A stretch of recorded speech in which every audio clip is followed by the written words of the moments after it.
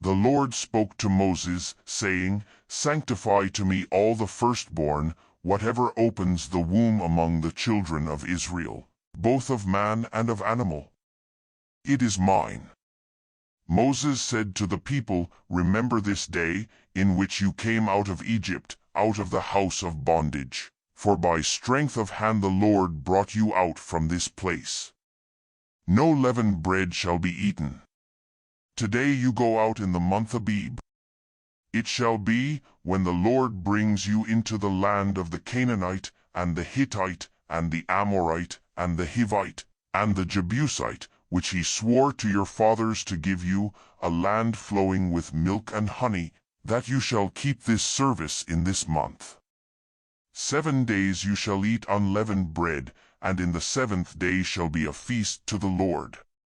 Unleavened bread shall be eaten throughout the 7 days, and no leavened bread shall be seen with you. No yeast shall be seen with you within all your borders. You shall tell your son in that day, saying, It is because of that which the Lord did for me when I came out of Egypt.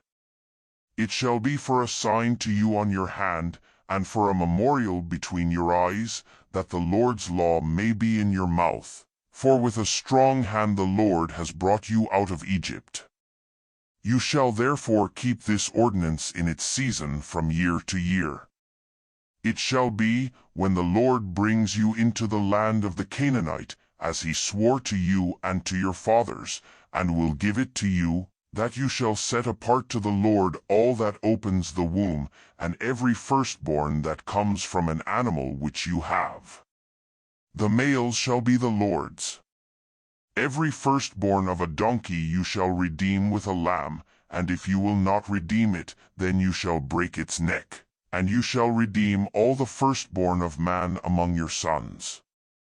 It shall be, when your son asks you in time to come, saying, What is this? That you shall tell him, By strength of hand the Lord brought us out from Egypt, from the house of bondage. When Pharaoh stubbornly refused to let us go, the Lord killed all the firstborn in the land of Egypt, both the firstborn of man, and the firstborn of livestock. Therefore I sacrifice to the Lord all that opens the womb, being males, but all the firstborn of my sons I redeem. It shall be for a sign on your hand, and for symbols between your eyes, for by strength of hand the Lord brought us out of Egypt.